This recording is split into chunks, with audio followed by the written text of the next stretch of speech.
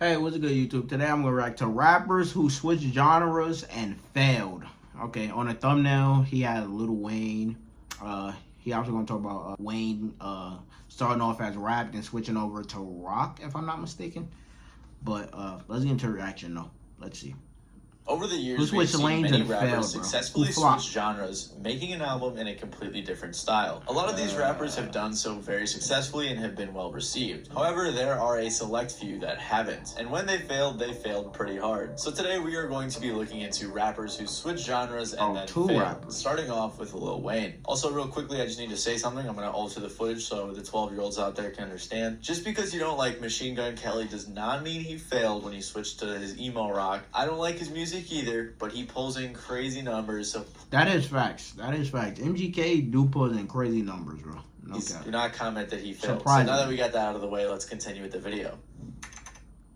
And like a lot of people fuck the year with is 2009, MGK, and Lil Wayne had just recently released his iconic album, The Carter 3. He was a decade and 5 studio albums into his career and had already seen a ton of success. Wayne had released tons of mixtapes and sold millions of copies of his albums. He was actually putting out so much music that people criticized him, with 50 Cent saying, "A whore sleeps with whoever will pay him, so we gotta call him a whore if he'll just go with whoever pay him to be on their records." Regardless, by the time he released The Carter 3, he was a pretty big deal. But after he released it, he rose to new levels. The Carter 3 was heavily anticipated, especially because of the success of its predecessors, and it was also highly anticipated because one of Wayne's DJs actually leaked a lot of the original songs, leading Wayne to just release them on an EP called The Leak and remake a lot of the songs for The Carter 3. The leaks the fans heard and all of the drama surrounding the album just helped build hype for the project. So when The Carter 3 released in 2008, it was extremely successful, selling over 1 million copies in its first week. In the first day alone, he sold 432,000 copies. The album won 3 Grammys, 1 for Best Rap Album, 1 for Best Rap Performance, and 1 for Best Rap Song. Critics loved the album as well, with Rolling Stone putting it on their 500 Greatest Albums of All Time list, and Billboard putting it on their Top 200 Albums of the Decade list. By 2020, The Carter 3 was certified 6 times platinum. Lil Wayne was on top of the world, with a lot of people considering him the greatest rapper at the time. So I'm sure you can imagine how much of a surprise it was for people when, after rapping his ass off for almost a decade and releasing one of the most successful albums of the 2000s, Lil Wayne followed up with a rock album. Producers Cool and Dre said that following the more experimental song Phone Home on The Carter 3,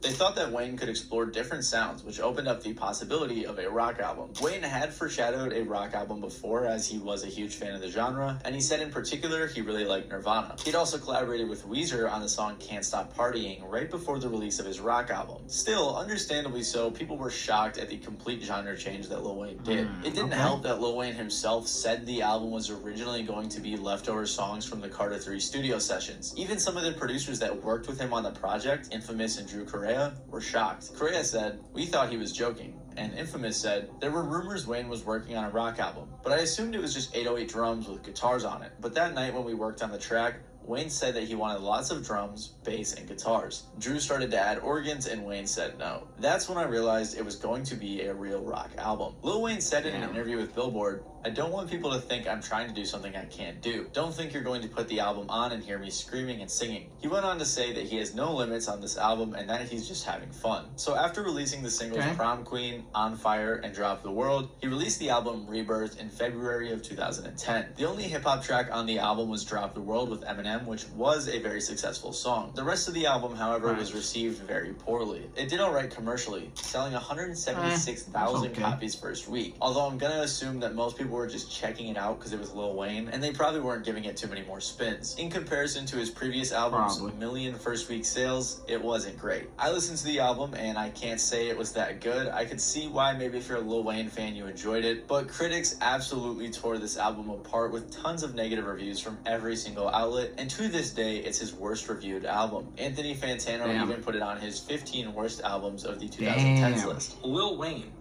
with Rebirth, which should not have been a birth at all, really should have been an abortion. Rebirth also resulted in this infamous guitar solo from Lil Wayne.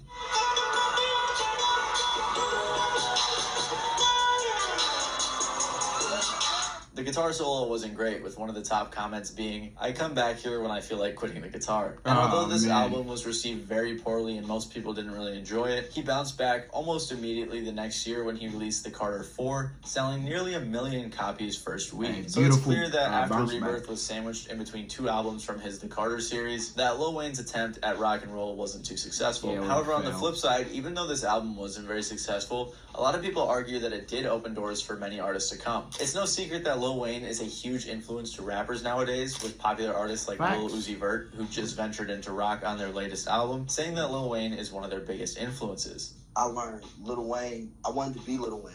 I would talk. Bro, Lil Wayne, yo, he fucking set the blueprint for so many rappers, bro. Like, bro, he really a father to these niggas, bro. Like, let's be real. Give my nigga Wayne his fucking credit, bro. Without Wayne, a lot of niggas wouldn't exist. Facts. Is one of their biggest influences. I learned Lil Wayne. I wanted to be Lil Wayne.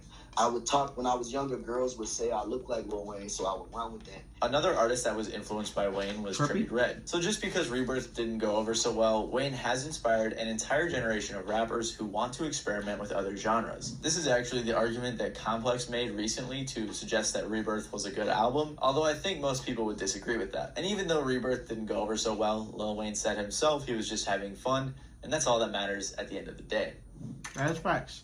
Oh, Logic? In 2019, Logic released his book Supermarket, which actually made him the first rapper to have a New York Times #1 best-selling book. But the issue wasn't that he dove into the genre of literature. It was the accompanying soundtrack that dove into the genres of rock and pop. In 2019, Logic wasn't in the best spot of his career. He had been under a lot of scrutiny and was going to be under even more following his next 2 projects. Logic has always been scrutinized in the rap game for his biracialness and how often he would pull inspiration from his influences. However, he still did have some talent and made some pretty good albums like Under Pressure, The Incredible True Story, and others. Logic made himself much more easy to hate after releasing the album Everybody in 2017, which contained tons of lines about his biracialness and just plenty of other corny stuff. Before releasing the album, Logic said, "It's about me being black and white, seeing life from 2 different sides." It was his most successful album and gave him his biggest song to date, 1-800, a song about mental illness. But this song was also subject to much criticism for being bland despite having a good message. On top of that, many people viewed it as corny, which didn't help Logic's image. Then, in 2018, after tons of people were making fun of Logic for how often he brings up being biracial, he finally snapped on the remix of Royce da 5'9's song Caterpillar. Halfway through his verse, all of which he just spent rapping about how he wants to be a good person and promote equality, he kind of just stops rapping and starts talking.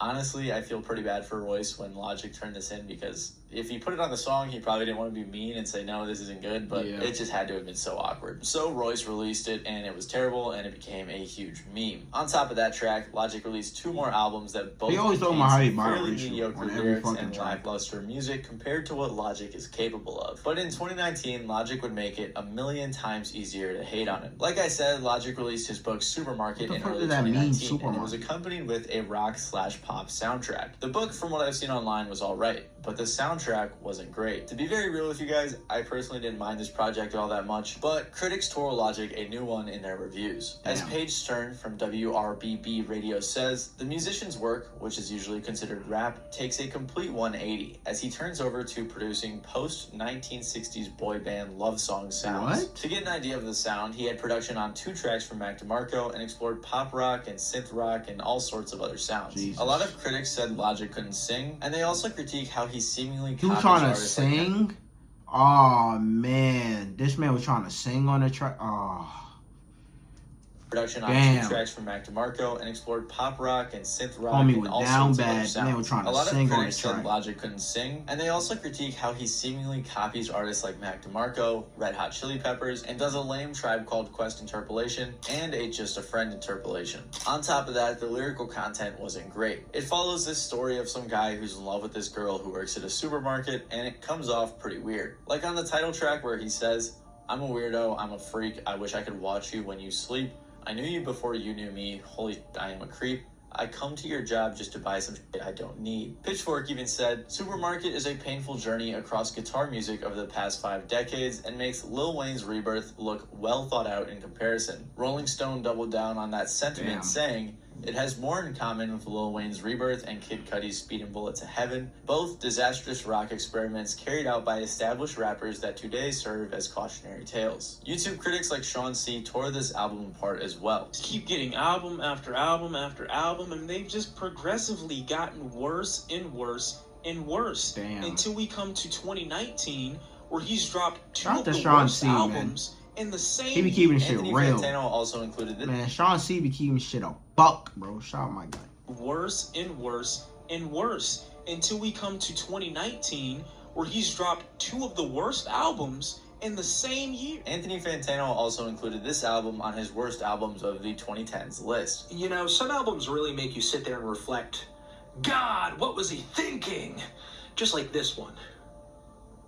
God, what was he thinking? Supermarket peaked at number 56 on the Billboard 200 and sold about 12,000 copies first week, which is pretty poor in comparison to his previous album, Young Sinatra 4, which debuted at 2 on the Billboard charts and sold 122,000 copies first week. To be entirely fair to Logic, it was a soundtrack that was accompanying his book, so it wasn't promoted as much as a regular album would be. Following Supermarket, Logic continued to dig a deeper hole for himself in his career, especially with the release of the album Confessions of a Dangerous Mind that same year. It was regarded as one of Logic's worst albums, if not his worst. I'm pretty sure that and Supermarket are neck and neck for that title. Even with all of that hate that Confessions garnered, it still sold 80,000 copies first week, which is about 7 times more than what Supermarket sold. So it's pretty obvious that Logic's venture into rock music wasn't too successful.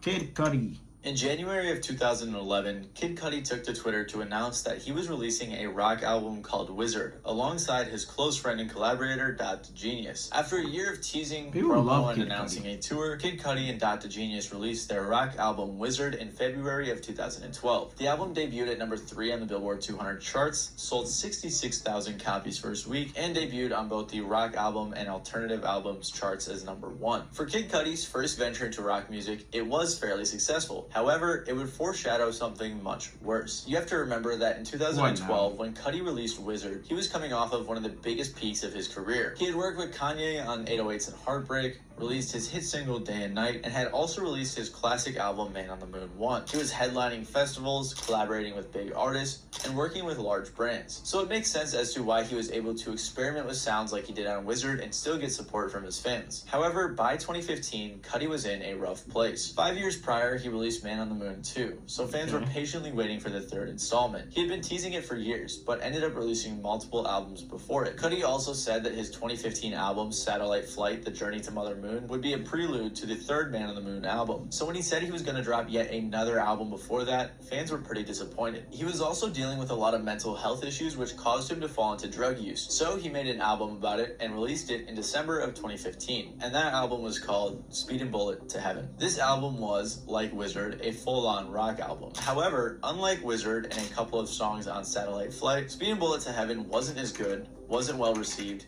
didn't do well commercially, and had extremely dark lyrics. Cudi himself has said that Speeding Bullet to Heaven was a cry for help. I was literally screaming out to the world that I was hurting deeply and just wanted so badly to be understood. Unfortunately though, his screams didn't sound too good and it was poorly reviewed by critics. Complex said, Speeding Bullet to Heaven is raw, grating, and at times unpleasant to listen to. This is for a few reasons. The music was alright, but Cudi sounded awkward on a handful of songs. And because of the terribly dark lyrics throughout the album, it was really awkward for the majority of people to listen to. Oh, and there were these really annoying Beavis and Butthead skits throughout the entire project. I get why he put it in there because it like ties into his life in certain ways, but it's pretty annoying to hear frequently throughout the album. It was even weirder when Beavis didn't like the songs and a narrator had to tell him why he should like them in defense of Cudi, as if Cudi was preparing the listener to not like the songs and then having to explain to them why they should like it. Another critic for Pitchfork said, while his diehard fans await his long-delayed Man on the Moon 3, Kid Cudi opted instead to release a 90-minute double-disc rock album. Unfiltered, unpolished, and uncomfortable, this album is a failure and not even a noble one. And I think that is a good summary of the album. The A-side was 18 tracks, and the B-side was 8 extra tracks full of demos and outtakes, which were even worse than the main album. Also, I gotta say, the album covers... Nick said even worse than the main album, Jesus. Tracks full of demos and outtakes, which were even worse than the main album. Also, I gotta say, say the nigga album wasted cover niggas' sucks, time. and the majority of his fans were not fans of this album. Oh my god,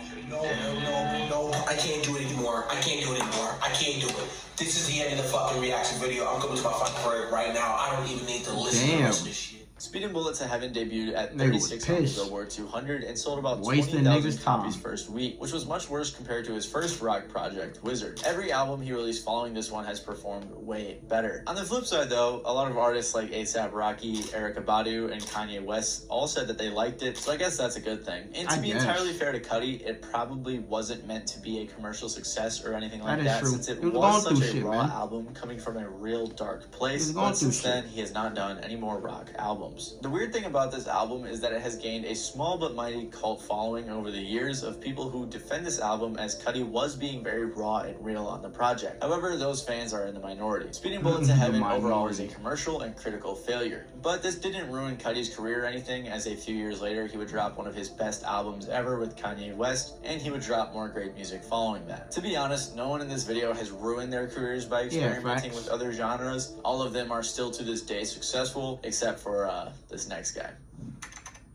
Vanilla Ice, bro. To be fair to Vanilla Ice, he was destined for failure whether or not he remained in rap. If you guys don't remember Vanilla Ice, he's the guy who made Ice Ice Baby. Ice Ice Baby was a huge hit in the early 90s, and it also generated a ton of controversy. It was one of his earliest songs, featured on his debut album from 1989, so he didn't have much of a foundation for his extreme success. It was actually the first hip-hop song to reach #1 on the Billboard charts, and there was a lot of controversy surrounding the song as he did sample Queen's Under Pressure, and the song relied heavily on that sample as Vanilla Ice didn't really bring much else to the table. Queen and David Bowie weren't even credited for the sample, so it made a lot of people angry. For a brief period of time, he even tried denying the fact that it was a sample. We sampled them from him, but it's not the same bass line.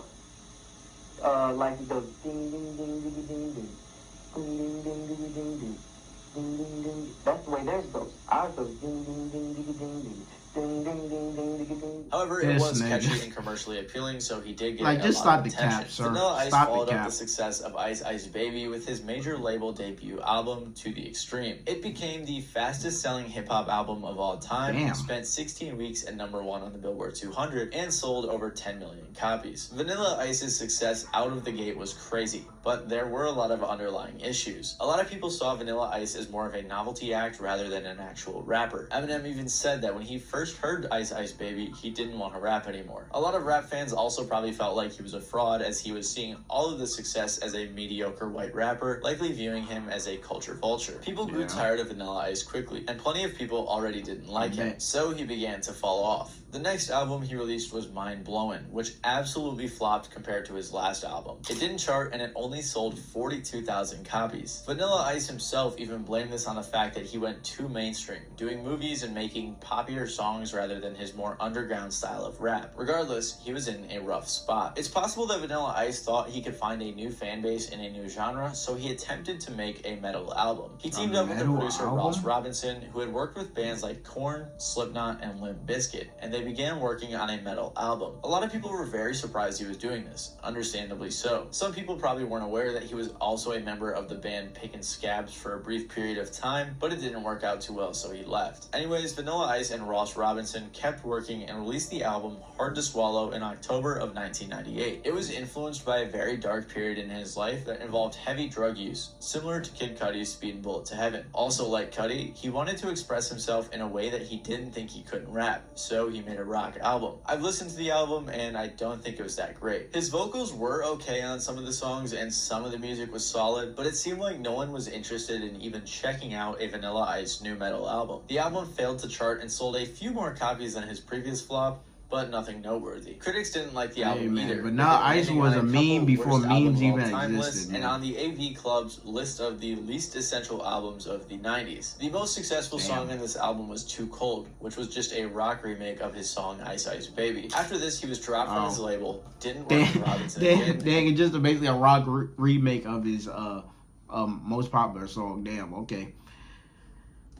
Of his song Ice Ice Baby. After this, he was dropped from his label, didn't work with Robinson again, and the greater metal community stayed away from him. But it wasn't a complete failure. My theory that he wanted a new fan base proved to be true, and it did work a little bit. He was able to go tour and get a slightly different fan base, although it was still pretty small. Vanilla Ice even said, "Now my crowd is the body piercing and tattoo crowd." So to be honest, in my opinion, I don't think that the failure of this album was really because of the quality of the music. I think it was more so just because people didn't care about Vanilla Ice anymore. In 2001, he tried another rap rock album called Bipolar, which again flopped and was mocked by critics. A sales rep for Sony even said that the sales for Bipolar were not bad for Vanilla Ice. The most success that Vanilla Ice has seen after Ice Ice Baby is getting a stand named after him in JoJo's Bizarre Adventure. It's like the third thing that pops up on Google when you type his name in. So, like everyone else on this list, the genre switch did not work out for Vanilla Ice in the long run. But yeah, I hope you guys did enjoy this video. If you did, please make sure to leave a like down below. I had to listen to all of these bad albums, and they weren't good. So, because I put myself through that, I think I deserve a like. Thank you guys for watching. I really appreciate it.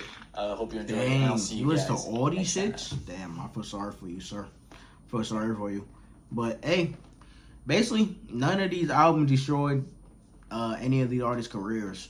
Vanilla Ice, bro, that nigga was a meme before memes even fucking existed, man. Like, bro, they was just looking at this nigga like, bro, this nigga's a troll, bro. Like, bro, no one fucked with Vanilla Ice. Like, no one fucked with him.